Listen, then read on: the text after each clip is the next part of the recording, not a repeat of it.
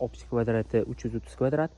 To'rtdan bir qismini отопление, sanuzel, kuxna montaj ishlarini yakunladik. Assalomu alaykum akalar, yaxshimisizlar? Kosonsoyda yana bir obyektimizni yakunladik. Bu obyektimizni optik kvadrati 330 kvadrat. To'rtdan bir qismini отопление, sanuzel, kuxna montaj ishlarini yakunladik. Klientimiz shu joyi remont qilib, to'rtta xonasini kuchib kelaman, keyinchalik qolgan xonalarni отопление, remontlarni keyin qilaman dedilar. Hozir ichkarida bo'lgan ishlarni bitta ko'rsataman. Ikkinchi etajga chiqqanimizda lestnitsadan to'g'rida sanuzelimiz bor.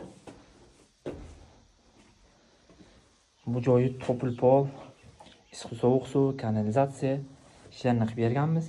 1 metrli traplarni qo'yib berganmiz. O'rtasidan перегородка bo'ladi. Adashmasam 120 bo'ladi bu joy. Ikkinchi xona mana spalniyadan kiriladigan sanuzel 130 bo'ladi adashmasam. Buni dushi o'ng tomonda bo'ladi. Buni suv olmaganmiz, chunki buni nolga kafilchi o'ldirib, o'zi to'g'rilab oladigan bo'lishdi shablonlarni.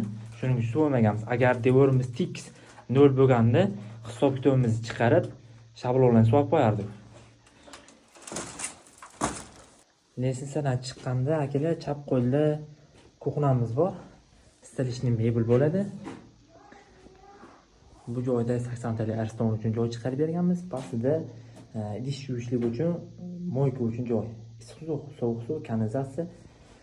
Hozircha ispitani qilib qo'yganmiz, отопление bilan issiq sovuq suvlarni bitta qilib va illi kanalizatsiyasini narujniy qilib chiqarganmiz. Tashqari tomonda yuzli qilib montaj qilib o'rganmiz. Oshxonani isitishlik uchun 50 ga 120 bitta radiatorga joy tashlaganmiz. Bu joyimiz yosh bolalar uchun yotoqxona. Bu joyga ham 40 ga 2 metrli panelli radiator podbor qilib, podacha obраткасini diagonal qilib chiqarib berganmiz. Bu joyda 12 santimetrli taxta tashlaganmiz. Ertaga radiatorimizni oyoqlari shunga qo'ytirishlik uchun. Bilasizlar, pena blok, gaza bloklar yaxshi zo'r ushlamaydi shuruplarni, shuning uchun taxta tashab razmirlarga suv qo'yganmiz.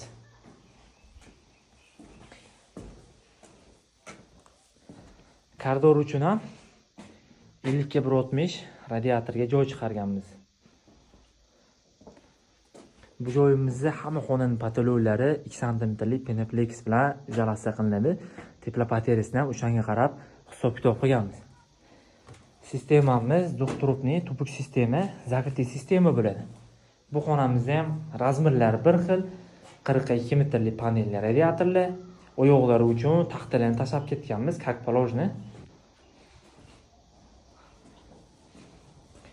Past etajga отопление qilganimizda, past etajga teplopaterisini hisoblab turib, radiatorini pastki etajga ham qo'yamiz. Chunki bilasizlar, past issiqlik tevaga qarab chiqib kelaveradi. Bu kattalar uchun mana spalni.